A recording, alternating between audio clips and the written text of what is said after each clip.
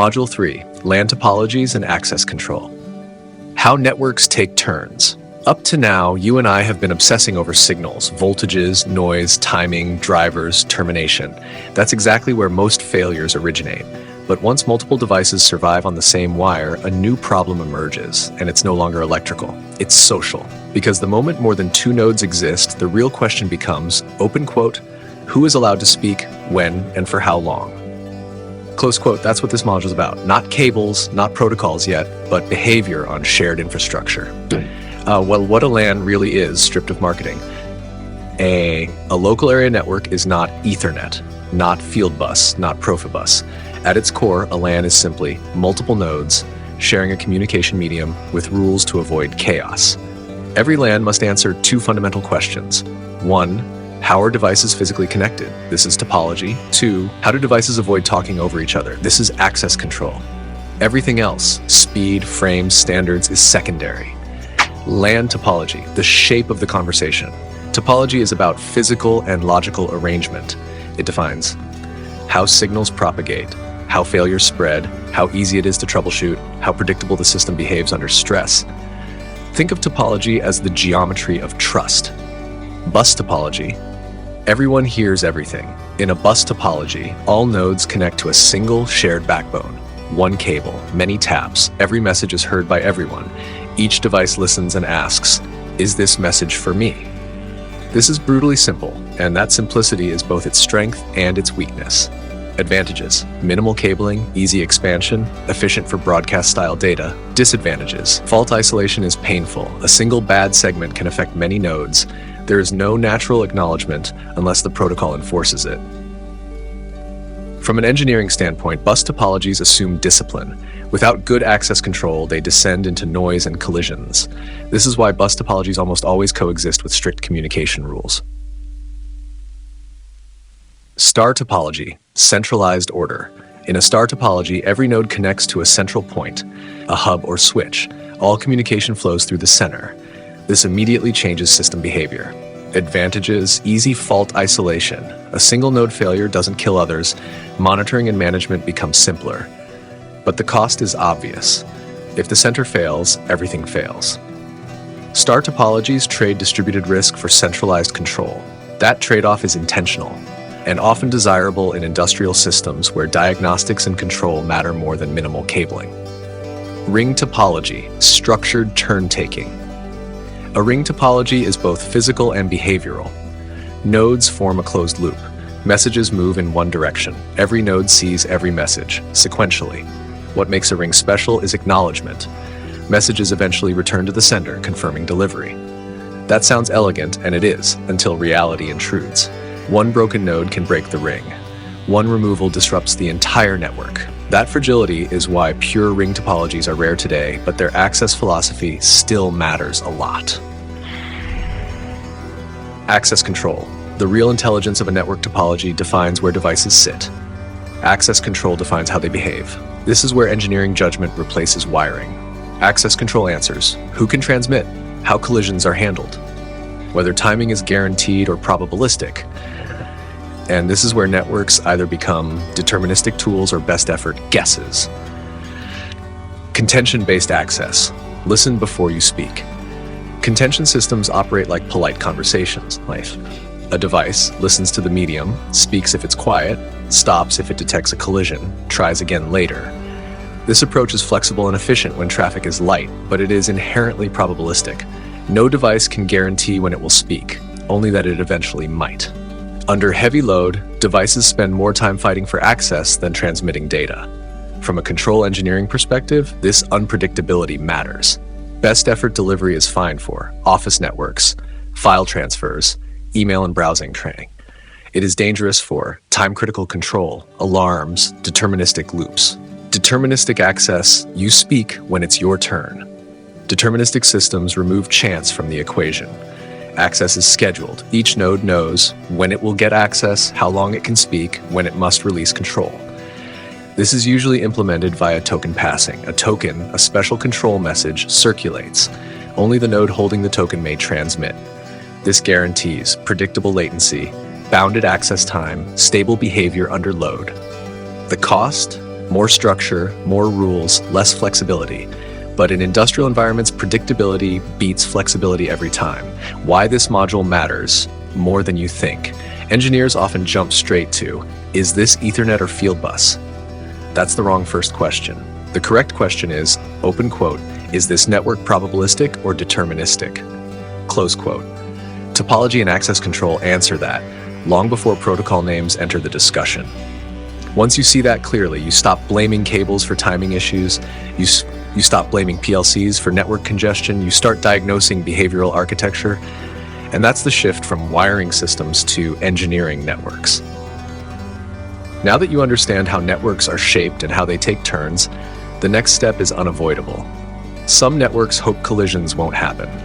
Others design so they cannot. That distinction is where industrial networking truly separates itself from IT. Bus versus star versus ring. Failure is where topology reveals its truth. Let's get very real now. Any topology looks fine when everything is healthy. The only time topology truly matters is when something breaks. And in industrial systems, something always breaks. So I want you to stop visualizing neat diagrams and instead imagine this question running in your head. Open quote, when one thing dies, what else suffers? Close quote. That question is topology in practice. Tash bus topology, one backbone, shared fate. In a bus topology, every node taps into a single shared communication backbone. Electrically and logically, this means one cable carries all traffic, every node hears every transmission, messages are absorbed at the ends by terminators. From the tutorial perspective, this is a broadcast medium. Every packet travels the full length of the bus, and each node decides whether to accept or ignore it. When a node dies, nothing dramatic happens if the node fails passively. Because nodes connect via high impedance taps, a powered down or logically dead node usually does not interrupt traffic. Other devices keep communicating. This is why bus systems often feel robust at first glance. But here's the dangerous part. When the cable breaks, everything downstream of the break goes silent. No rerouting, no alternate path, no graceful degradation. The bus is a single point of truth and a single point of failure. Worse, troubleshooting is painful. Fault could be anywhere along the trunk, signals don't acknowledge by default, symptoms propagate far from the actual fault. Bus topologies fail quietly and ambiguously, the most expensive failure mode in plants. Star topology, centralized control, centralized risk. In a star topology, every node has its own dedicated link to a central hub or switch. Logically, all communication passes through the center. This immediately changes failure behavior. When a node dies, only that node is affected. Other nodes continue operating normally because their paths are independent. Fault isolation becomes almost trivial. The problem is local. This is why star topologies are loved by commissioning engineers. But the trade-off is non-negotiable. When the central hub dies, everything dies. Every node loses communication instantly. This is not a weakness, it's a design choice. Star topologies exchange distributed fragility for centralized responsibility. The hub becomes a critical asset, often protected with redundant power, environmental control, backup units. From an engineering standpoint, star topologies make failure visible and diagnosable, even if the consequences are severe. Ring topology, structured elegance, structural fragility. Ring topologies operate very differently. Each node connects to exactly two neighbors, forming a closed loop. Messages pass sequentially, node to node, often returning to the sender as acknowledgement. This gives rings a unique advantage: automatic message confirmation, predictable transmission order, built-in signal regeneration at each node. Now watch what happens when a node dies. The ring breaks. Unless there is bypass logic or redundancy, communication stops completely. Every node beyond the failed one loses access. When a cable breaks, same result, total failure. Rings are unforgiving. They trade efficiency and determinism for structural dependency. That's why pure physical rings are rare in modern industrial systems, even though ring-based access logic still survives in token passing and deterministic scheduling concepts. Comparing failure behavior, the engineering view. Let me summarize this in engineering language, not marketing language. Bus topology tolerates node failure but is vulnerable to cable faults and difficult to diagnose. Star topology isolates node failures cleanly but concentrates risk in the central hub. Ring topology provides orderly access and acknowledgement, but is highly sensitive to any physical break. No topology is best. Each one encodes a philosophy of failure. Bus accepts ambiguity, star accepts central dependency, ring accepts structural fragility.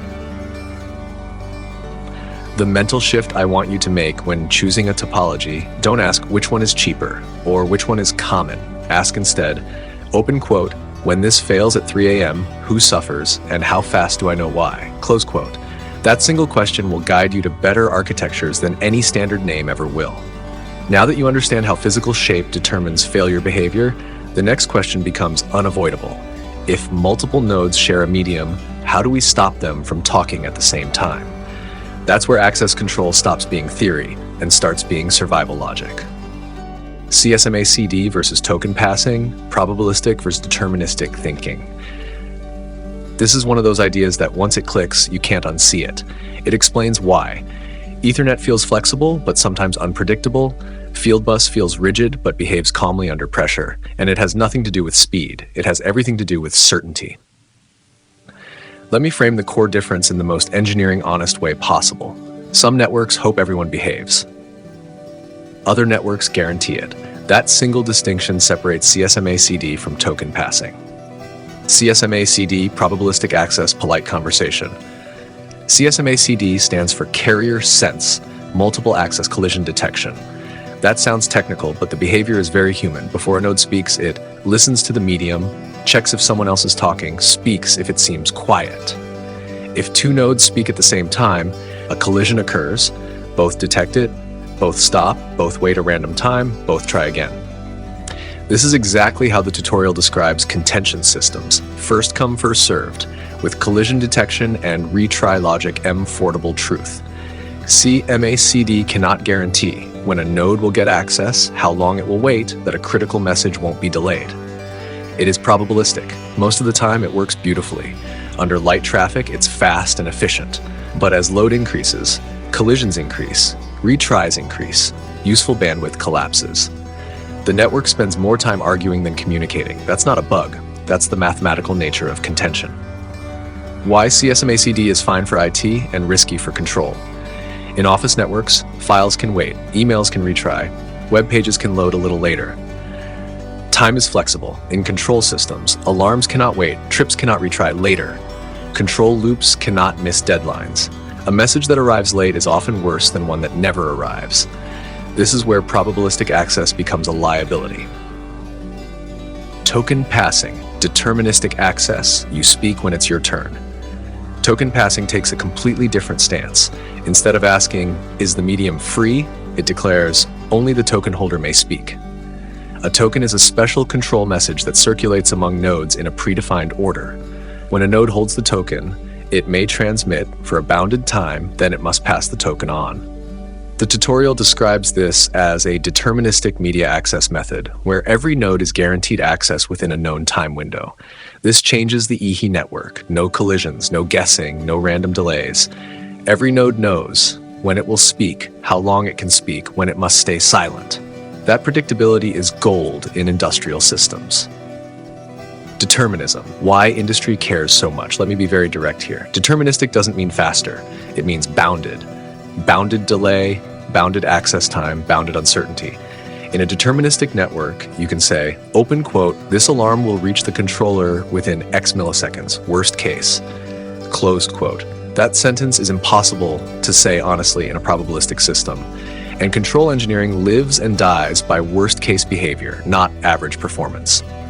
Hash, the cost of determinism and why it's worth paying. Token passing has downsides, more protocol overhead, less flexibility, more configuration discipline. But it behaves gracefully under load. As traffic increases, access order remains intact, timing guarantees remain valid, system behavior stays predictable. This is why token-based and scheduled access systems dominate classic Fieldbus designs. They don't optimize for peak speed. They optimize for guaranteed behavior, the one line that ties it all together. Here's the bridge I want you to carry forward. This one idea explains Ethernet versus Fieldbus behavior. Ethernet, classic CSMA CD, assumes, open quote, collisions are rare, let's recover when they happen, close quote. Fieldbus assumes, open quote, collisions are unacceptable. Let's design so they never happen, close quote. Neither philosophy is wrong. They are answers to different risk profiles. Once you see that, network selection stops being brand-driven and starts being consequence-driven. And that's the level of thinking real industrial systems demand.